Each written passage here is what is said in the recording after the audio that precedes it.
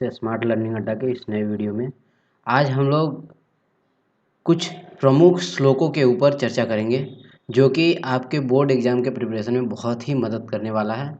और ये आपके बोर्ड एग्ज़ाम के ही पॉइंट ऑफ व्यू से वीडियो प्रेजेंट किया जा रहा है। और इस वीडियो के बाद एक टेस्ट सीरीज़ का लिंक नीचे दिया गया है डिस्क्रिप्शन में, जिसको आप क्लिक करेंगे तो एक क्वेश्चंस का सेट खुलेगा जिसमें से आप सभी क्वेश्चंस को सॉल्व करेंगे। उसके बाद आपको तुरंत ही वो आपका आंसर बता देगा।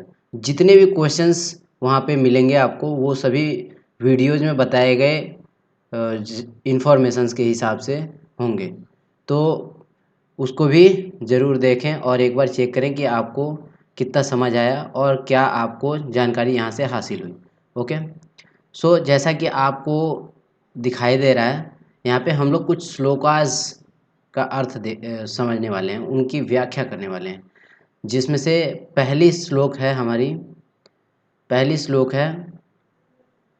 हिरण्मयेन पात्रेण सत्यस्यापिहितं मुखं तत्त्वं पुषन्न पावृणो सत्यधर्माय दृष्टये। इस श्लोक का अर्थ है कि हे प्रभु, सत्य का मुख सोने जैसे आवरण से ढका हुआ है। हिरण्मयेन जो शब्द है वो बालकेन जैसा बना है और तृतीया विभक्ति का है। ये तृतीया विभक्ति का एक वचन। तृतीया विभक्ति में जब हम लोग यूज करते हैं किसी भी शब्द को, तो उस शब्द का अर्थ से के द्वारा निकलता है। यानी कि हिरण्मयेन का अर्थ होगा सोने सा या सोने से, सोने सा या सोने से। पात्रेण, ये भी बालकेन जैसा बना है और ये भी तृतीया विभक्ति है और इसका भी अर्थ से के साथ निकलेगा, यानी कि पात्र से, पात्र से। सत्यस्यापिहितम, सत्यस्यापिहितम को अगर संधि विच्छेद करें तो ये बना है सत्यस्य प्लस अपिहितम। इसका अर्थ है सत्य से या सत्य का। यह है षष्ठी विभक्ति का एक वचन, बालक जैसा बना है ये भी। और इसका अर्थ होता है सत्य का या सत्य की या सत्य के। और अपिहितम का अर्थ है ढका हुआ, ढका हुआ। यानी कि इस शब्द का पूर्णतः अर्थ हुआ सत्य का ढका हुआ। और मुखम अर्थात मुख द्वार, मुखम अर्थात मुख द्वार। तत्वं पुषन्न पावृणु सत्य धर्माय दृष्टये। इस पूरे श्लोक का अर्थ ये हुआ कि सोने जैसे पात्र से सत्य का मुख ढका हुआ है और सत्य धर्मान की प्राप्ति के लिए इस आवरण को हटा दें। अर्थात इसकी व्याख्या हम लोग करेंगे कि प्रस्तुत श्लोक मंगलम पाठ से लिया गया है, मंगलम पाठ से लिया गया है। और ये श्लोक ईशावास्य उपनिषद से संकलित किया गया है। किस उपनिषद से? ईशावास्य उपनिषद से संकलित किया गया है। इस श्लोक में यह बताया जाता है कि सत्य जो है उसका मुख, सत्य का मुख लोभ लालच से ढका हुआ है और अगर सत्य की प्राप्ति करनी है तो इस लोभ व लालच के पात्र को हमें हटा देना चाहिए। लोभ अर्थात लालच, इन दोनों को स्वर्णमयी पात्र से तुलना किया गया है। तो प्रस्तुत श्लोक किस उपनिषद से लिया गया है? ये श्लोक ईशावास्य उपनिषद से लिया गया है। ये आपके लिए एक प्रश्न हो सकता है बोर्ड के एग्जाम्स में। यानी कि हमें इन श्लोकों का अर्थ अपने नोटबुक में भी नोट करना जरूरी है। एग्जाम की प्रिपरेशन में ये श्लोक व इनसे आने वाले जुड़े हुए प्रश्न वो आपको मैंने एक सेट बना करके नीचे डिस्क्रिप्शन के लिंक में डाल दिया है। आप उस टेस्ट को ज़रूर दें, उससे आपके जो समझ है उस समझ का एक जांच हो जाएगा कि आप इन श्लोकों का अर्थ कितना समझ पाए हैं। अब हम लोग अगला श्लोक देखते हैं। अगला श्लोक है यथा नद्यः स्यन्दमाना समुद्रे अस्तं गच्छन्ति नाम रूपे विहाय तथा विद्वान् नाम रूपाद् विमुक्तः परात् परम पुरुष मुपैति दिव्यम। अर्थात यथा का अर्थ होता है जिस प्रकार, और नद्यः का अर्थ होता है नदियाँ। नदी शब्द का रूप जो है वो चलता है नदी, नद्यौ, नद्यः, यानी कि बहुवचन आएगा ये। तो ये बहुवचन में इसका अर्थ है नदियाँ। जिस प्रकार नदियाँ स्यंदमाना अर्थात प्रवाहित होती हुई, समुद्रे यानी समुद्र में अस्तम गच्छन्ति चली जाती हैं, नाम रूपे विहाय अर्थात नाम और रूप का त्याग कर, तथा अर्थात उसी प्रकार, तथा का अर्थ होता है उसी प्रकार नाम रूपाद विमुक्त, नाम रूप का त्याग कर, परात परम पुरुष मुपैति दिव्यम, यानी जो विद्वान पुरुष होता है वो नाम और रूप का त्याग कर कहाँ विलीन हो जाते हैं? दिव्य प्रकाश में विलीन हो जाते हैं, उस परमात्मा में विलीन हो जाते हैं, परमात्मा को सरोकार हो जाते हैं। अर्थात इस पूरे श्लोक का आशय यह है कि जिस प्रकार नदियाँ प्रवाहित होती हुई अपने नाम और रूप का त्याग कर समुद्र में विलीन हो जाती हैं, यानी समुद्र में मिलने के बाद उनका नाम और रूप दोनों खो जाता है, वो अपने पूर्व नाम से नहीं जानी जाती। जैसे कोई नदी या कोई भी छोटी नदी है, वो समुद्र में जैसे ही मिलती है या विलीन होती है तो उसके नाम और रूप का त्याग हो जाता है। उसी प्रकार यथावत विद्वान भी अपने नाम और रूप का त्याग कर अपनी कृति से ज्ञात होता है और वो दिव्य परमात्मा में विलीन हो जाता है। इस श्लोक का मुख्य आशय है कि विद्वान अपने रूप और नाम का त्याग कर परमात्मा में विलीन हो जाता है। अगला श्लोक हम लोग व्याख्या करते हैं। अगला श्लोक है अड़ोह अड़ियान महतो महीयान आत्मास्य जंतोः निहितो गुहायाम तम क्रतुः पश्यति वीत शोको धातु प्रसादान्म ही मानमात्मनः।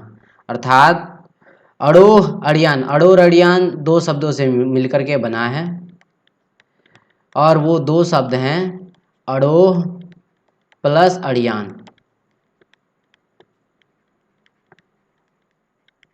अड़ोह का अर्थ है अड़ु से और अड़ियान का अर्थ है सूक्ष्म, यानी अड़ु से सूक्ष्म। महतो अर्थात महान से, और महियान का अर्थ होता है महान, यानी कि महान से महान, सूक्ष्म से सूक्ष्म और महान से महान। आत्मास्य यानी आत्मा का, जंतुर निहितो गुहायाम यानी कि मनुष्य के हृदय रूपी गुफा में आत्मा का वास है। आत्मा का वास किस प्रकार से है? आत्मा मनुष्य के हृदय में सूक्ष्म से सूक्ष्म है और महान से महान रूप में निवास करती है, वास करती है। तम क्रतु पश्यति वीत शोको धातु प्रसादान्म ही मानमात्मना। अर्थात ज्ञान की प्राप्ति के बाद यह आत्मा शोक रहित हो जाती है और परमात्मा में विलीन हो जाती है, परमात्मा को सरोकार हो जाती है। इस श्लोक का पूर्ण आशय यही है। अब हम लोग दूसरे श्लोक के तरफ मुड़ते हैं। अगला श्लोक है हमारा सत्यमेव जयते न नृतं सत्येन पंथा वीततो देवयानः येनाक्रमन्त्री स्यो ह्याप्त कामा यत्र तत्सत्यस्य परम निधानम। अर्थात सत्यमेव का अर्थ होता है सत्य का ही, जयते अर्थात विजय होता है, नानृतम न प्लस अनृतम, नानृतम दो शब्दों से मिलकर के बना है, न प्लस अनृतम यानी कि असत्य का नहीं। इस शब्द का यह अर्थ है कि असत्य का नहीं, अर्थात सत्यमेव जयते नानृतम, सत्य की ही विजय होती है, असत्य की नहीं। सत्येन पंथा वीततो देवयाना, सत्य का जो मार्ग है वो देवताओं तक जाता है, सत्य का मार्ग देवताओं तक जाता है। ये नाक्रमंत्री स्यो ह्याप्त कामा, यानी इसी मार्ग से ऋषि मुनि भी आते हैं। यत्र तत् सत्यस्य परम निधानम, अर्थात इस प्रकार सत्य ही सबसे बड़ा धन है। इस पूरे श्लोक का आशय है कि सत्य की ही विजय होती है, असत्य की विजय नहीं होती। सत्य का मार्ग देवताओं तक प्रशस्त होता है। इसी मार्ग से ऋषि मुनि भी देवताओं को प्राप्त करते हैं और इस प्रकार सत्य सबसे बड़ा धन है। सत्यस्य परम निधानम, सत्य ही सबसे बड़ा धन है। अब हम लोग दूसरे श्लोक के तरफ चलते हैं। हमारा अगला श्लोक है वेदाहमेतम पुरुषम महांतम आदित्यवर्णम तमसः परस्तात् तमेव विदित्वाति मृत्युमेति नान्यः पंथा विदित्ते अयनाय। अर्थात वेद के समान जिनको वेद का ज्ञान हो जाता है, जो वेद के समान होते हैं, वेदाहमेतम यानी वेदाह प्लस एतम पुरुषम यानी पुरुष को, महानतम महान कहा गया है, वैसे पुरुष को जिनको वेद का ज्ञान हो गया है उन्हें महान कहा गया है। तमसः परस्तात् तमेव विदित्वाति मृत्युमेति, अर्थात ज्ञानी जीवन उसका साक्षात्कार करके उस प्रकाशपूर्ण दिव्य स्वरूप को प्रकाशित करता है। इस पूरे वाक्य का अर्थ है कि वेद पुरुष जो अज्ञानता का अंधकार होता है उसको हटाकर और ज्ञानता का प्रकाश फैलाते हैं, ज्ञानता का प्रकाश फैलाते हैं। मृत्यु पर विजय पाने का यही एक मार्ग है। तमेव विदित्वाति मृत्युमेति, अर्थात मृत्यु पर विजय पाने का यही एक मार्ग है। नान्यः पंथा विद्यते अयनाय, और कोई मार्ग नहीं है इसके अलावा, अगर है तो बताएं। इस पूरे श्लोक का यही आशय है। इस पूरे श्लोक का आशय है कि वेद पुरुष को महान कहा जाता है और वे आदित्य के समान अंधकार को, अज्ञानता के अंधकार को खत्म करते हैं और ज्ञानता के प्रकाश को फैलाते हैं। इस प्रकार वेदों का ज्ञान ही मृत्यु पर विजय पाने का एक मार्ग है। अगर और कोई मार्ग है तो बताएं। इस पूरे श्लोक का यह आशय है। ये श्लोक आपके जीवन में बहुत ही मंगलकारी हैं। इनको पढ़ने से हमें सत्य के बारे में या उसकी पुष्टि करने में मदद मिलती है, सत्य और असत्य को पहचानने में हमें मदद मिलती है। अतः इन श्लोकों का ज्ञान होना, इन श्लोकों की सृष्टि होनी बहुत आवश्यक है। हमारे जीवन में इन श्लोकों का सरोकार होना बहुत ही आवश्यक है। ये श्लोक आपको कैसे लगे, इनकी व्याख्या आपको कितनी पसंद आई, आप हमें कमेंट करके ज़रूर बताएं। और डिस्क्रिप्शन में जो लिंक दिया गया है उस लिंक से आपको इसका एक टेस्ट खुलेगा, उस टेस्ट को ज़रूर दें ताकि यह आपको ज्ञात हो सके कि आप श्लोक को कितना अच्छे से समझ पाए हैं। और यह 10th के बोर्ड एग्ज़ाम के प्रिपरेशन के लिए बहुत ही मददगार है। Thanks for watching, have a nice day.